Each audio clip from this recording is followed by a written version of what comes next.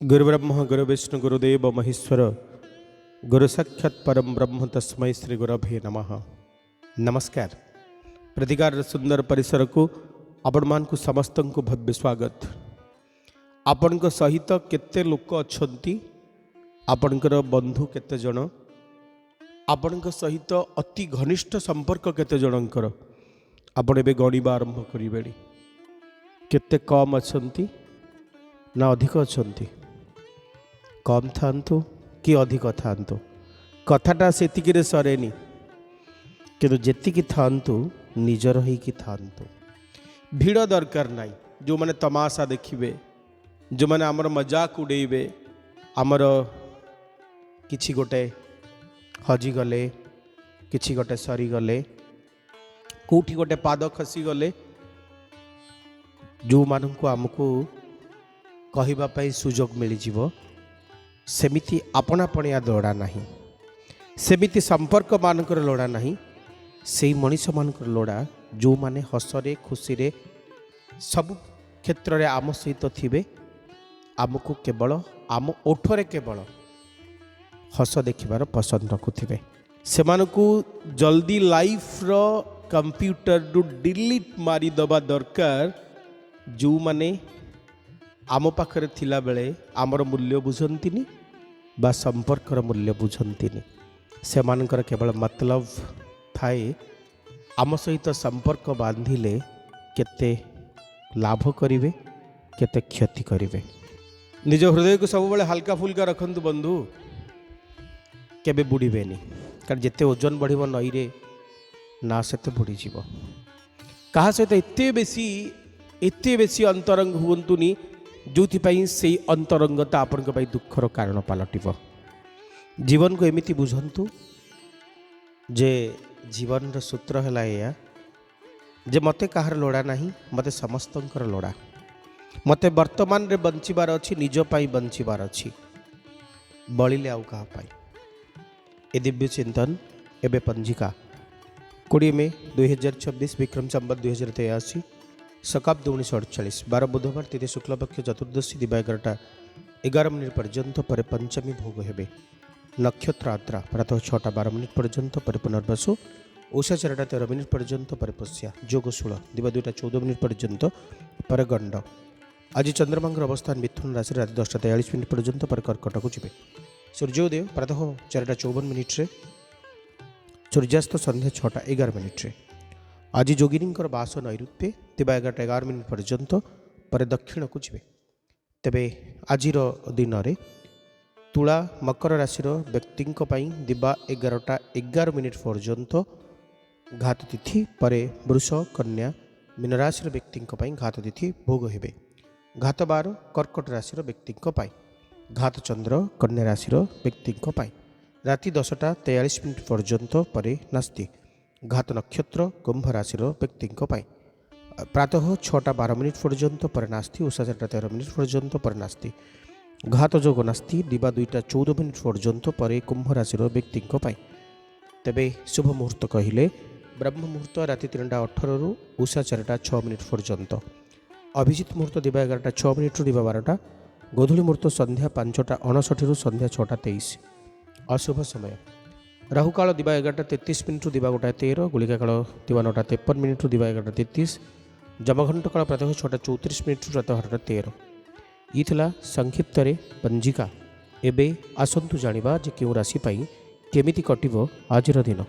मेष राशि कडासुचंती phase of पेंटाक्लस, शुभंक 8, शुभ रंग लाल। आज आपनक मनरे अनेक सुंदर भावना माने उद्रेक हेबे। आज अनेक किछि पाइबार इच्छा आपन पाखरे रहिबो। किछि आशा, जो आशा को आपण चरितार्थ करिबार इच्छा रखिथिले से आशा आज पूर्ण होउची। आपन केही आर्थिक सहायतार हाथ बढ़ाइबे। आजिर दिन किछि नुआ, अनेक नुआ आपन सहित घटिबो। आपनक मनरे बहुत भल कथा रहिबो। रिलेशनशिप मजबूत होबो, कर्म जीवन बहुत बेसी भल रहिबो। आपण निजर सेविंग्स रो प्लान आज दिन में बनै पारंती। किछि निजे निजे किछि टास्क निजको दे सेथिरे सक्सेस भी ही पारंती। मनर मनीष सहित बहुत बढ़िया टाइम स्पेंड भी करें। तेबे सूर्य उदयर समय आपण भल रहिबो। एस आपण आज दिन लकी लेटर प्रतिकार हनुमान चालीसार पाठ करेंगे। वृष राशि कड़ा सूचंती 10 ऑफ वांड्स शुभंक 2 शुभ रंग धला। न कहले भल न कले भल जेतिकी इच्छा सेतिकी करंतु ओभर बर्डन को जेतिकी निजठू दूरे नेबे सेते भल कथा। रेस्पॉन्सिबिलिटी रखिबा उचित किंतु सही रेस्पॉन्सिबिलिटी रो आवश्यकता नहीं जो रेस्पॉन्सिबिलिटी रो अर्थ अन्य माने बुझंती किछि अबुझा मनीष आज सामना को आसीबे।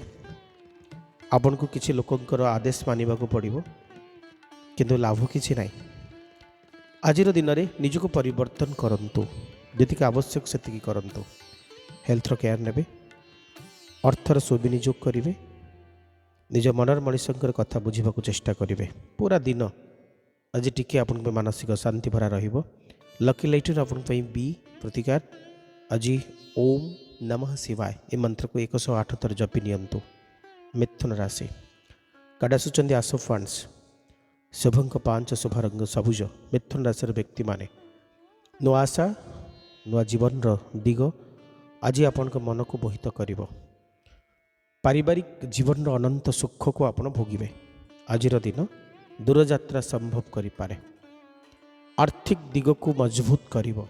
समय आपण सहित अच्छी रहिबो रहिथिबो। संपर्क नूतनता आपण को प्राप्त होबो। आजिर दिन में आपण खोजुथिबा भली कर्म आपण को मिली पारे। आर्थिक सुखर सुंदर दिनटीए। कौन से विवाद रे पशिबेनी। मन को केबे उणा करिबेनी।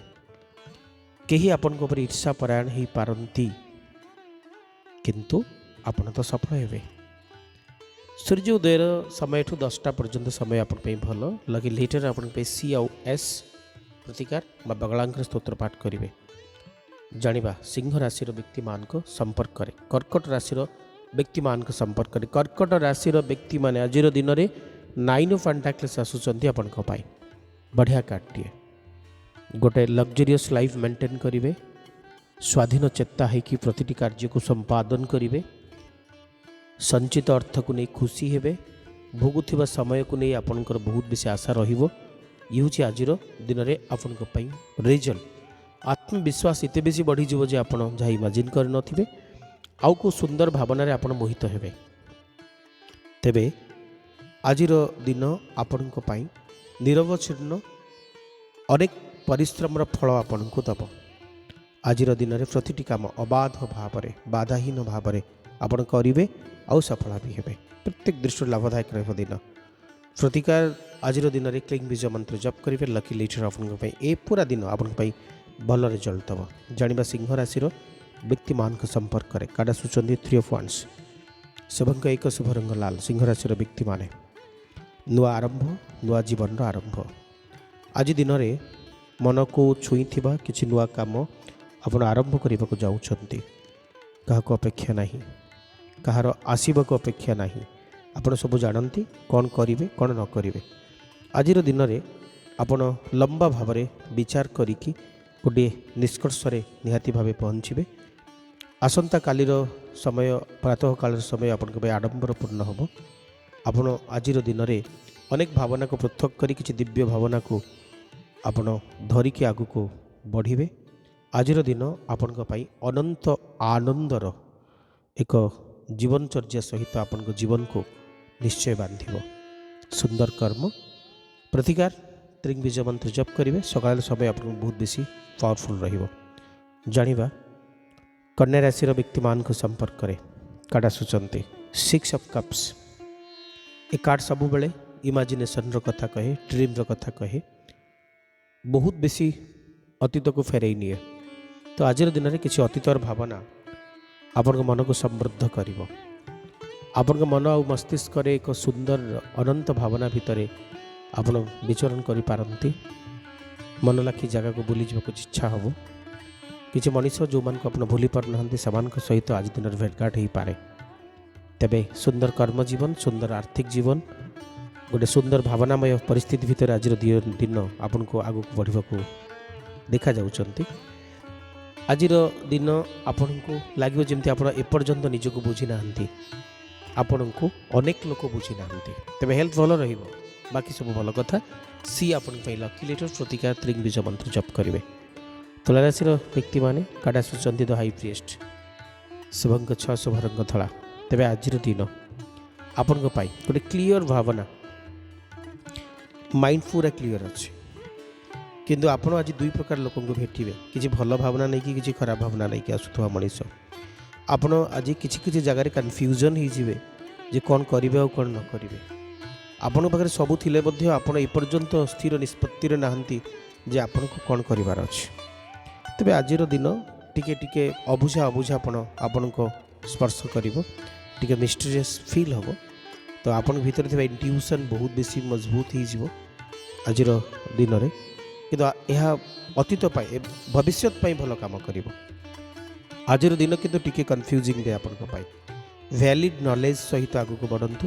ସେହି ଲୋକଙ୍କୁ ବିଶ୍ୱାସ କରନ୍ତୁ ଯେଉଁମାନେ ବିଶ୍ୱାସ ଯୋଗ୍ୟ। ଇଭିନିଂର ଟାଇମ୍କୁ ଏତେ ବେଶୀ ୟୁଜ୍ କରିବେନି, ବ୍ଲାକ୍ କଲର୍କୁ ୟୁଜ୍ କରିବେନି। ଆପଣଙ୍କ ପ୍ରତିକାର ହେଲା କ୍ଲିଂ ବୀଜ ମନ୍ତ୍ର ଜପ କରିବେ। ଦିନର ସମୟ ଆପଣଙ୍କ ପାଇଁ ଭଲ ରହିବ। ବିଛା ରାଶି ସମ୍ପର୍କରେ ଜାଣିବା। ନାଇଟ୍ ଅଫ୍ କପ୍ସ ଆସୁଛନ୍ତି, ଶୁଭଙ୍କ 8, ଶୁଭ ରଙ୍ଗ ଲାଲ।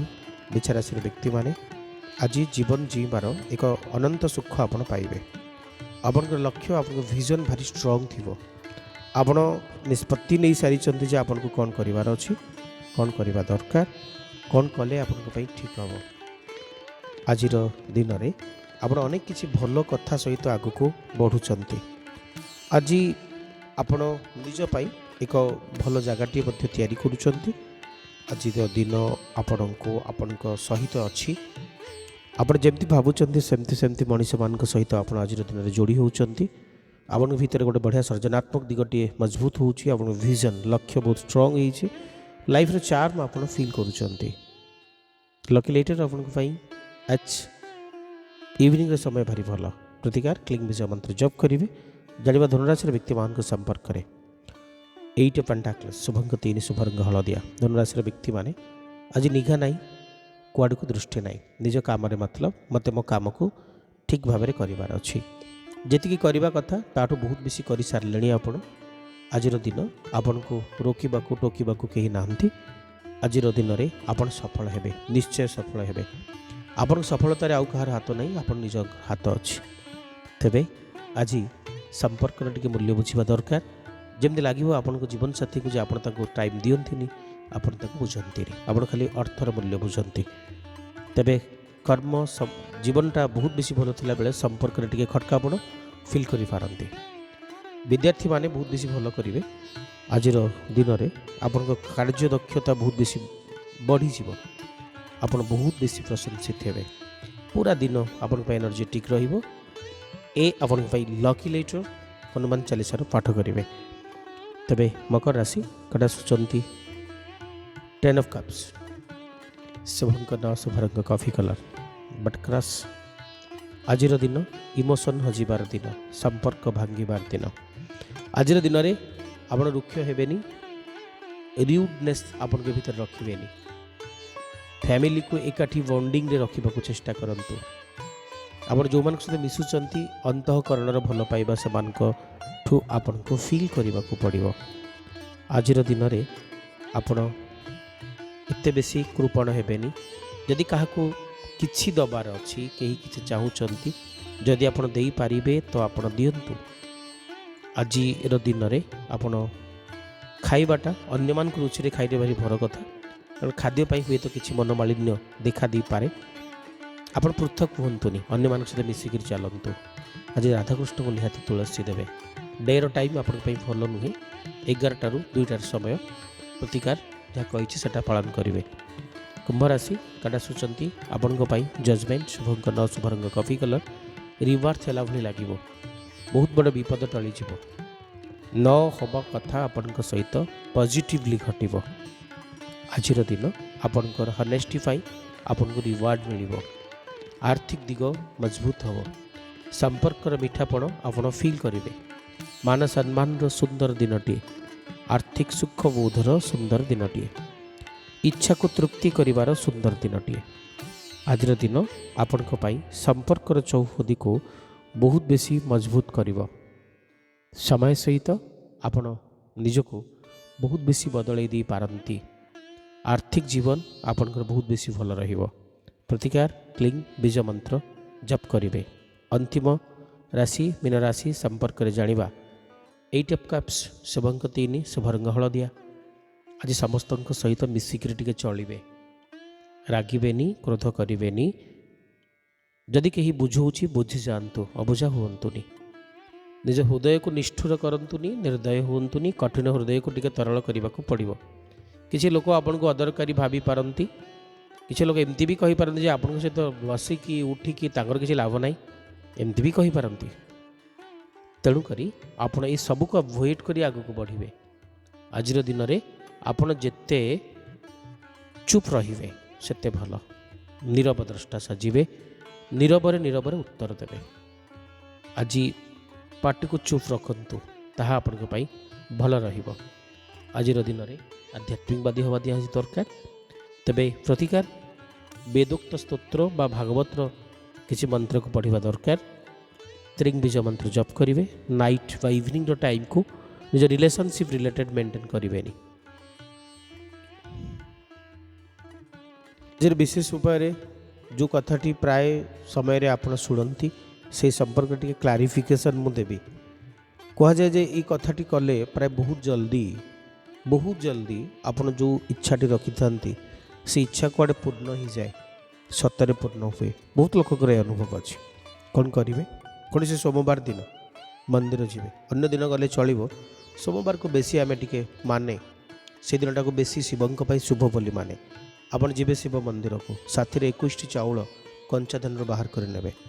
ତାକୁ କ୍ଷୀରରେ ପକାଇକି ଭଗବାନ ଶଙ୍କରଙ୍କୁ ଅର୍ପଣ କରିବେ। ମନ୍ଦିରରେ ଥିଲା ପର୍ଯ୍ୟନ୍ତ କାହାର ସହିତ କଥା ହେବେନି, ମୌନ ବ୍ରତ ଆଚରଣ କରିବେ। ଦୀପଟିଏ ଲଗାଇବେ। ଆସିଲା ବେଳେ ନନ୍ଦୀଙ୍କର କାନରେ ଆପଣ ଯେତେବେଳେ କହୁଛନ୍ତି ମନ ଭିତରେ ଓମ୍ ନମଃ ଶିବାୟ କହୁଥିବେ।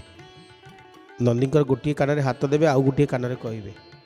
ନିଜର କଥାକୁ 21 ଥର କହିବେ। କହିସାରିଲା ପରେ ଶିବଙ୍କ ମନ୍ଦିରକୁ ଅର୍ଦ୍ଧ ପରିକ୍ରମା କରିବେ। ତା'ମାନେ ପୂର୍ଣ୍ଣ ପରିକ୍ରମା ନାହିଁ, ଗୋଟିଏ ଜାଗାରୁ ବୁଲିକି ପୁଣି ସେ ଜାଗାରେ ଆସି ଆପଣ ଯଦି ପଳାଇ ଆସୁଛନ୍ତି ସେଟାକୁ ଆମେ ଅର୍ଦ୍ଧ ପରିକ୍ରମା କହୁଛେ। ତ ଏଇଟା ଯଦି ଆପଣ କରିନେଉଛନ୍ତି ତେବେ ସେଟା ଆପଣଙ୍କ ପାଇଁ ବହୁତ ବେଶୀ ଭଲ ଫଳ ଦେବ, ଆପଣଙ୍କ ଇଚ୍ଛାକୁ ପୂର୍ତ୍ତି କରିବେ। ଏଇଥିଲା ଆଜିର କାର୍ଯ୍ୟକ୍ରମ। ସବାଇ ଚିଶୋକୁ ଏଣ୍ଡ ଅଫ୍ କରିବା। ପୁଣି ଦେଖା ହେବ ଆସନ୍ତାକାଲି। ଆଜି ପାଇଁ ବିଦାୟ ଦିଅନ୍ତୁ। ନମସ୍କାର।